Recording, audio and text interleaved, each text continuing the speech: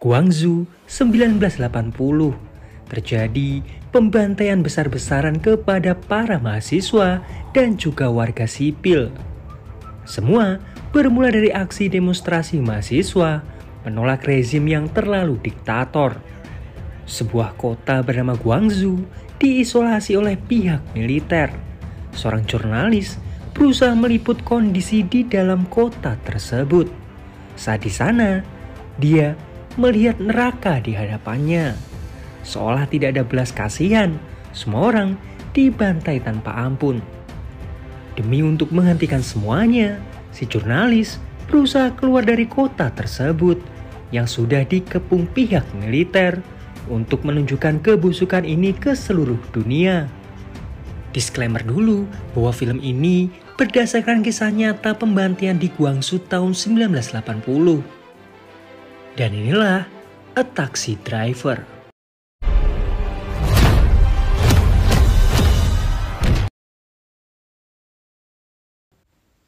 Seorang sopir taksi bernama Kim Man-sop sedang mengendarai mobilnya. Di hari itu terjadi kemacetan yang sangat parah disebabkan karena demo besar-besaran yang terjadi di Korea. Saat itu, para mahasiswa ingin presiden untuk turun dari kekuasaannya karena dirasa sangat diktator. Para polisi mulai menembakkan gas air mata.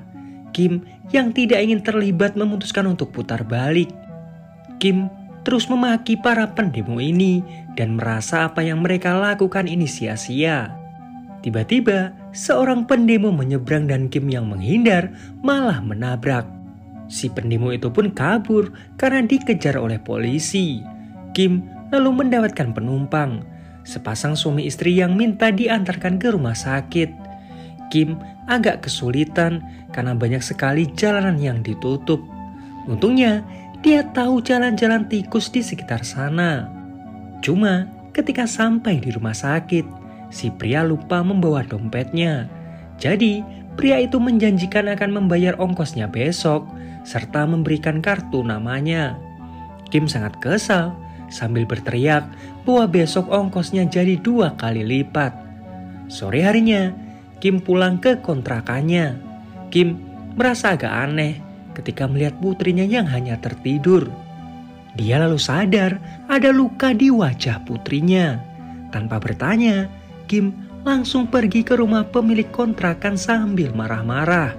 Pemilik kontrakan juga marah dan bilang bahwa putrinya Kim memukul anaknya. Si pemilik kontrakan juga mengungkit soal hutangnya Kim serta biaya sewanya Kim yang telat 4 bulan. Kim meminta maaf dan berjanji akan membayar semua secepatnya. Saat kembali, dia melihat sepatu putrinya yang sudah rusak dan kekecilan. Kim berjanji akan membelikan sepatu yang baru untuk putrinya. Tapi terlihat putrinya tidak begitu senang. Seakan Kim hanya bisa berjanji dan tidak pernah menepatinya. Sambil mengobati luka putrinya, Kim juga berjanji akan mengajaknya piknik saat liburan sekolah. Tapi putrinya menolak karena di hari libur ayahnya harus tetap bekerja. Berita lalu menyiarkan tentang pelarangan demo di mana-mana. Semua universitas di Korea ditutup dan pelarangan untuk para buruh mogok bekerja. Kim di sini agak bingung dengan kondisi yang sekarang, apakah dia akan tetap mendapatkan penumpang. Sementara itu, di Jepang, seorang jurnalis bernama Peter bertemu dengan rekan jurnalis yang lain. Di sini, Peter cerita bahwa keadaan Jepang terlalu nyaman sampai dia bingung harus meliput apa. Nah, rekannya ini baru saja sampai dari Korea Selatan. Keadaan di sana saat ini sedang kacau. Bahkan pemerintah mengumumkan darurat militer.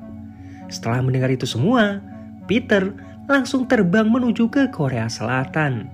Cuma di sini dia menyamar sebagai pastor agar bisa masuk ke sana. Peter lalu menemui jurnalis lokal di sana. Si jurnalis ini cerita bahwa sudah 3 hari ini status darurat militer diumumkan. Dan beberapa ketua partai serta politisi juga ditahan. Satu hal lagi, tidak ada berita apapun dari kota Guangzhou. Seolah-olah pemerintah menutupi sesuatu di sana. Tidak boleh ada satu orang jurnalis pun yang boleh meliput kota tersebut. Bahkan, pemerintah juga memutus sambungan telepon di kota tersebut. Sementara itu, setelah memperbaiki mobilnya, Kim pergi ke kantin pool taksi. Di sini, dia berniat hutang ke rekannya 100.000 won untuk membayar hutangnya ke pemilik kontrakan. Cuma, si rekan tidak memiliki uang sebanyak itu. Nah, di sini dia mendengar percakapan supir taksi lain, di mana dia baru saja mendapatkan telepon untuk mengantar seorang bule ke kota Gwangju. Dia akan dibayar 100.000 won untuk pengantaran ini. Karena mendengar lokasi penjemputannya, Kim langsung bergegas pergi ke sana. Si jurnalis lokal ini merasa aneh karena dia memesan taksi pribadi. Tapi Kim mencoba meyakinkannya bahwa semua taksi pribadi sudah dipesan, jadi hanya dia yang bisa mengantar Peter ke Gwangju. Si jurnalis lalu bertanya, apakah Kim bisa berbahasa Inggris? Kim bilang dia pernah bekerja 5 tahun di Arab Saudi, jadi dia bisa sedikit berbahasa Inggris. Singkatnya, mereka berdua pergi ke Gwangju. Begitu sampai di perbatasan, Kim merasa ada yang aneh karena jalanan di barikade. Peter mulai mengeluarkan kameranya. Kim merasa semakin aneh, tapi Peter memintanya untuk tetap maju. Di depan, para tentara menghentikan mereka. Peter langsung menyembunyikan kameranya. Para tentara ini memaksa Kim untuk kembali. Karena takut, Kim pun langsung menurutinya. Peter lalu bilang bahwa dia tidak akan membayar jika tidak diantarkan ke Gwangju. Karena keterbatasan bahasa, Kim mengira Peter ini seorang pengusaha. Dan karena dia sangat membutuhkan uang itu, Kim pun mencoba mencari jalan alternatif lain.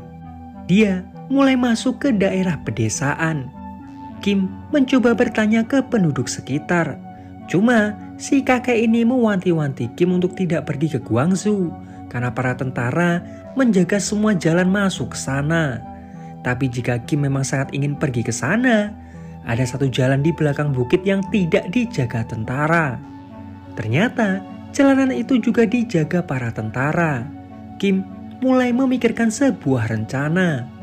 Dia bilang ke tentara tersebut bahwa Peter seorang pengusaha yang hanya ingin mengambil dokumen pentingnya yang tertinggal di Gwangju. Seolah paham, Peter juga mulai bersandiwara. Karena si tentara itu juga bingung dengan perkataan Peter, jadi dia mengizinkannya untuk masuk. Cuma si tentara meminta Kim untuk berhati-hati karena banyak sekali perusuh di Gwangju. Kim lalu berhenti di tengah jalan. Dia meminta setengah bayaran terlebih dahulu karena dia tahu di Gwangju sangat berbahaya. Jika Peter tidak mau, maka dia akan berbalik ke Seoul sekarang juga. Peter tidak punya pilihan lain. Dia pun memberikan setengah bayarannya. Saat sampai di Gwangju, keadaan kota sangat memprihatinkan. Kekacauan di mana-mana dan keadaan kota sangat sepi. Tiba-tiba, sebuah truk berisi mahasiswa mendahului mereka. Nah, para mahasiswa ini tahu bahwa plat mobil taksi milik Kim dari Seoul. Peter lalu turun dan mencoba bertanya apa yang dilakukan para mahasiswa ini. Untungnya, ada satu mahasiswa bernama Jessic yang bisa sedikit berbahasa Inggris. Peter mencoba menjelaskan bahwa dirinya adalah seorang jurnalis yang ingin meliput keadaan di sana. Jessic lalu bilang bahwa mereka akan pergi ke rumah sakit untuk melihat kondisi rekan-rekannya yang lain. Peter lalu ikut ke rombongan ini dan meminta Kim untuk mengikutinya dari belakang. Kim menjawab iya. Cuma dia yang tahu bahwa Peter ternyata seorang jurnalis merasa ketakutan. Jadi Kim memutuskan untuk kabur. Cuma di tengah jalan ada seorang ibu-ibu yang meminta bantuannya. Karena kasihan, Kim pun mau membantunya. Si ibu menjelaskan bahwa anaknya tidak juga pulang sejak kemarin. Dia takut karena beberapa hari ini para tentara mengamuk dan memukul siapa saja yang lewat. Karena bingung, Kim mengantarnya ke rumah sakit. Nah, di sini Kim melihat para supir taksi yang menolak membantu jurnalis lokal. Mereka terlihat kecewa karena para jurnalis lokal ini tidak mau memberitakan kondisi yang terjadi di Guangzhou saat ini. Tiba-tiba, sebuah taksi membawa seseorang yang terluka. Si ibu langsung lemas dan meminta Kim untuk membantu mencari anaknya.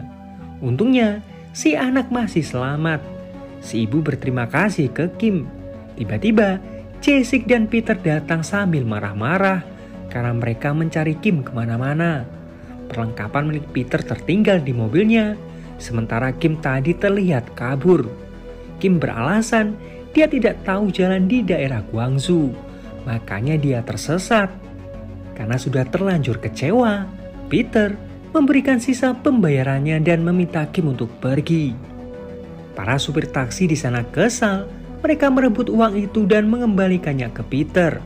Karena terus dipojokkan, Kim mengembalikan uang 50.000 won yang dia kantongi dan akan melakukan semua sesuai kesepakatan di awal, yaitu mengantarkan Peter berkeliling Guangzhou, lalu mengantarkannya kembali ke Seoul. Setelah itu, baru dia mendapatkan bayarannya. Jae-sik diminta untuk menemani Peter sebagai penterjemah. Karena bensin di mobilnya sisa sedikit, Kim menepi di sebuah pom bensin. Di sini, Kim kaget karena mobilnya malah diisi penuh. Operator SPBU itu bilang bahwa bensin di sini gratis untuk setiap taksi. Kim mencoba bertanya ke Jae-sik, kenapa para supir taksi mendapatkan bensin gratis. Jae-sik menjelaskan bahwa selama beberapa hari ini, para supir taksi membantu mengangkut orang-orang yang terluka ke rumah sakit. Kim baru sadar bahwa banyak orang-orang yang terluka di sekitar sana. Dia mulai mempertanyakan kenapa pihak militer ini menyerang warga yang tidak bersalah. Mereka lalu pergi ke pusat kota. Jae-sik berteriak bahwa mereka mengantar reporter dari luar negeri. Mereka disambut sangat baik oleh kerumunan orang-orang tersebut. Mereka lalu pergi ke atap gedung. Di sini, Peter berkenalan dengan jurnalis lokal bernama Choi. Di bawah, seluruh warga Guangzhou meneriakan persatuan. Peter segera mengeluarkan kameranya. Choi meminta Peter untuk berhati-hati karena para jurnalis tidak diizinkan untuk meliput keadaan Guangzhou. Jika sampai pihak militer tahu, maka Peter akan diburu termasuk orang-orang yang membantunya. Suara tembakan mulai terdengar. Para tentara mulai bergerak menyerang para demonstran. Keadaan semakin memanas. Mereka menyerang tanpa ampun. Jae-sik yang melihatnya sangat marah. Dia ingin turun dan membantu para demonstran. Peter pun setuju untuk meliput dari dekat. Kekacauan terjadi di mana-mana. Gas air mata juga mulai ditembakkan. Kim meminta Peter untuk pergi dan kamera yang dipegang Peter malah terjatuh. Para tentara semakin beringas. Mereka tidak peduli entah itu perempuan atau anak kecil. Nah, dari kejauhan, seseorang melihat Peter yang merekam situasi tersebut dan meminta anak buahnya untuk menangkapnya. Kim terus-terusan meminta Peter untuk kabur karena situasinya semakin memburuk. Kim langsung tancap gas dan kabur menghindar. Di jalan, dia mempertanyakan kenapa para tentara menyerang orang-orang yang tidak bersalah. Jae-sik juga bingung. Kim lalu ingat bahwa sekarang mereka harus kembali ke Seoul. Jae-sik pun meminta untuk diturunkan. Sebelum itu, Jae-sik meminta Peter untuk berjanji bahwa apa yang terjadi di Guangzhou harus dia beritakan. Sialnya, mobilnya Kim malah mogok.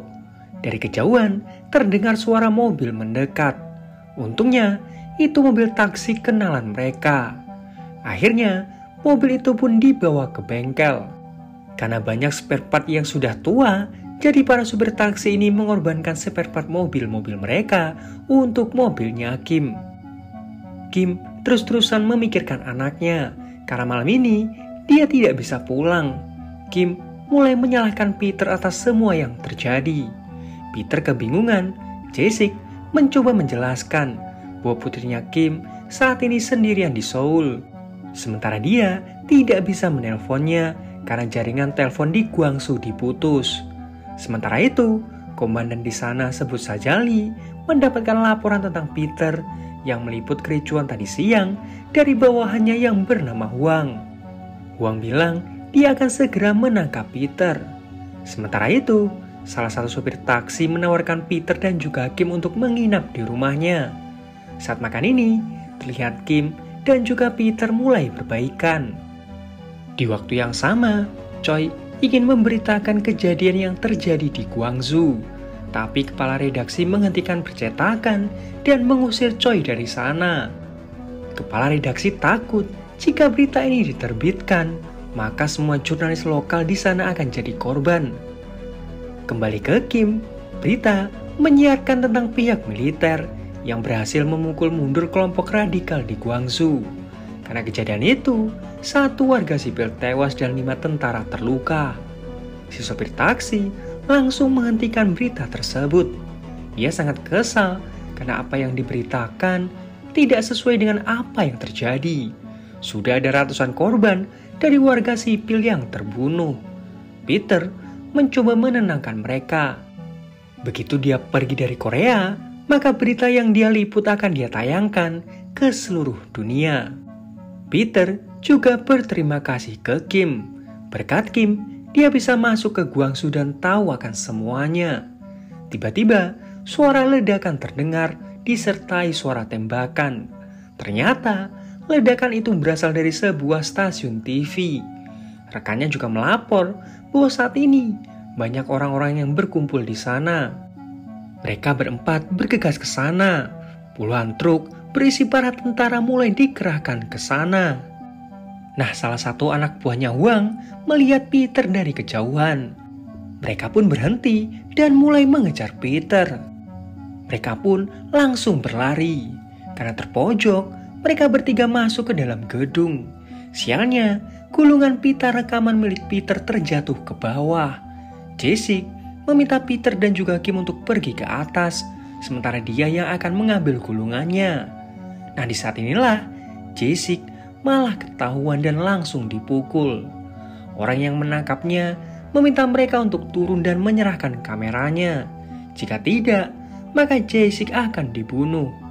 Tapi Jessica berteriak dan meminta Peter untuk menepati janjinya, memberitakan semua kejadian yang terjadi di Guangzhou. Mereka berdua lalu kabur. Nah, di sini Kim memisahkan diri dari Peter dan kabur sendiri. Sementara Peter masih dikejar oleh orang-orang ini. Kim di sini melihat bagaimana orang-orang yang sekarat dimasukkan ke dalam truk.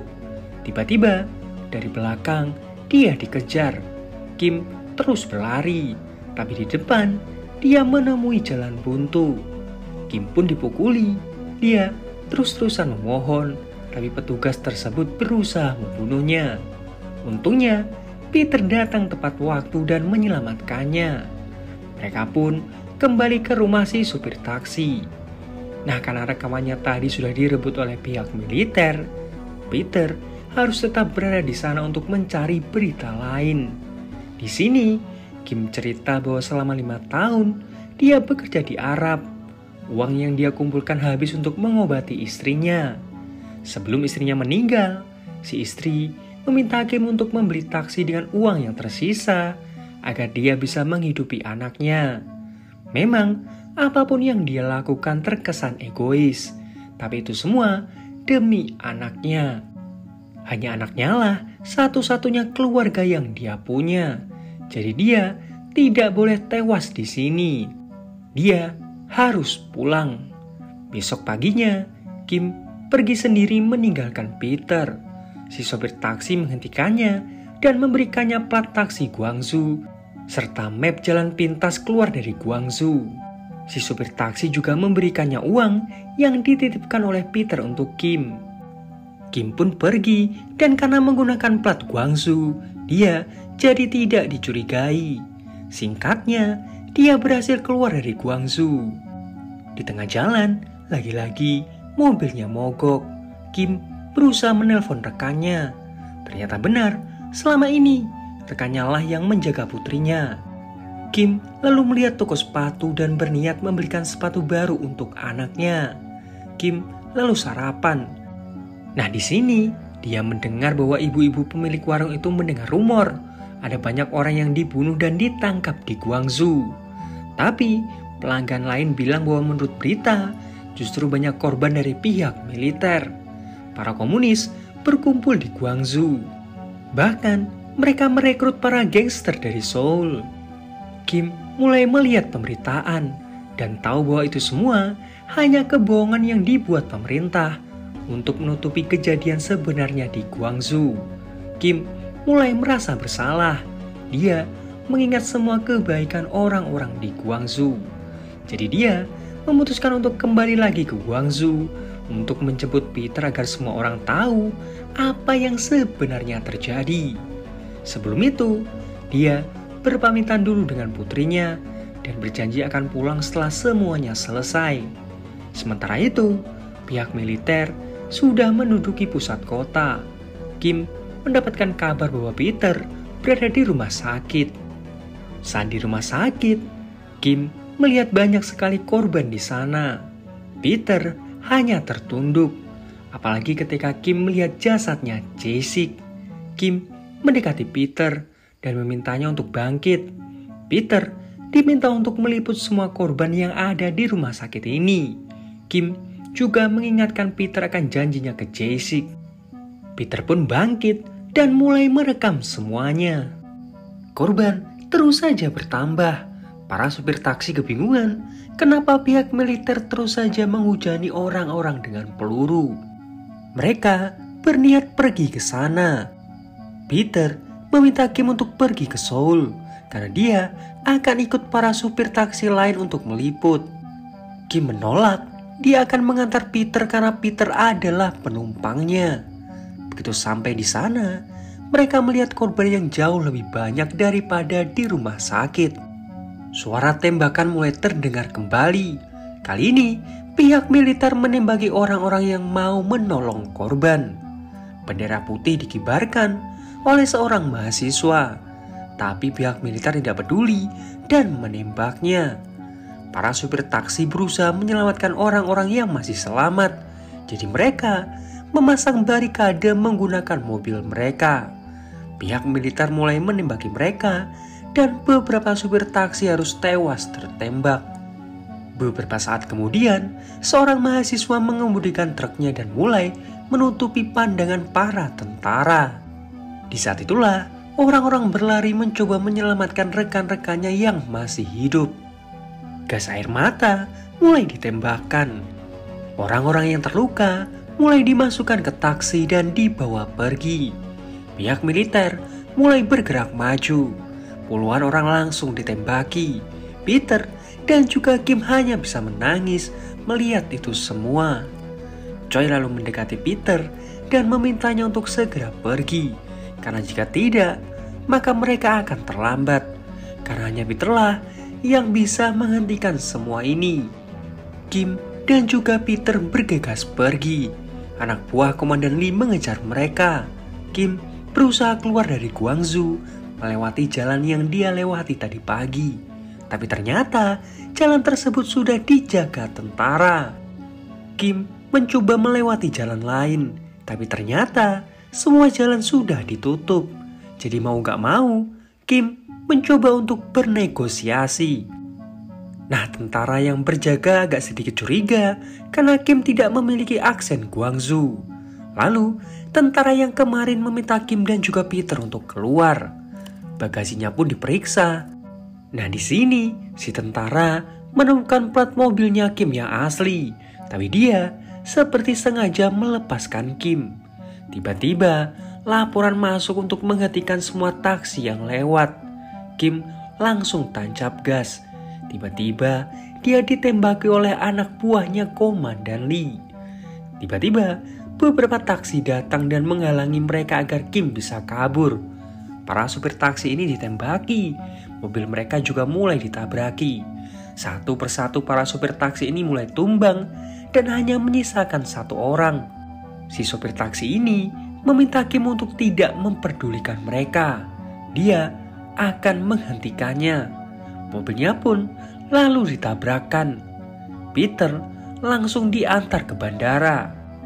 Sebelum pergi, Peter meminta nomor teleponnya Kim atau minimal namanya. Setelah menyiarkan berita ini, dia akan kembali ke Korea dan mengganti semua kerusakan mobilnya Kim. Kim lalu melihat sebuah rokok. Kim lalu menuliskan namanya dengan nama rokok tersebut. Seakan dia ikhlas dengan semua ini. Peter lalu pamit untuk pulang. Kim akhirnya bisa bertemu kembali dengan putrinya. Berita itu pun akhirnya disiarkan ke seluruh dunia. Setelahnya, Peter kembali ke Korea, mencoba mencari Kim tapi tidak menemukannya. Rekan jurnalisnya juga bilang bahwa tidak ada orang yang bernama Kim Sabok. Jadi bisa dibilang, Kim Sabok hanya nama asal yang diberikan Kim. Apalagi saat ini akan lebih baik jika Peter tidak menemukan Kim, karena pihak militer sedang mencari identitasnya. Di tahun 2003, Peter juga kembali lagi ke Korea. Dia mendapatkan sebuah penghargaan. Saat berpidato, Peter bilang dia mengingat dengan jelas wajah orang-orang Gwangju yang dia temui. Tapi ada satu orang yang sangat dia rindukan, yaitu sopir taksi bernama Kim Sabok yang mengantarnya masuk dan keluar Gwangju dengan selamat. Tanpa Kim, maka pemberitaan soal pemberontakan Gwangju tidak akan diketahui dunia. Peter berharap mungkin sekali saja untuk bertemu dengan Kim. Setelah 23 tahun, Kim masih menjadi supir taksi dan dia membaca berita Peter yang mendapatkan penghargaan di Korea. Dia sangat bersyukur Peter masih mengingatnya. Meskipun mereka tidak akan bertemu, tapi setidaknya Kim masih mengingat perjuangan mereka. Dan film pun berakhir. Nah, itu tadi alur cerita film A Taxi Driver. Faktanya, dari tahun 1980, Peter terus mencoba mencari Kim Sabok tapi tidak menemukannya. Bahkan sampai dia meninggal di tahun 2016. Dan inilah foto Peter di tahun 2015. Seperti biasa, like kalau kalian suka, dislike kalau enggak, subscribe kalau belum. Sampai jumpa di video yang lain. Dadah.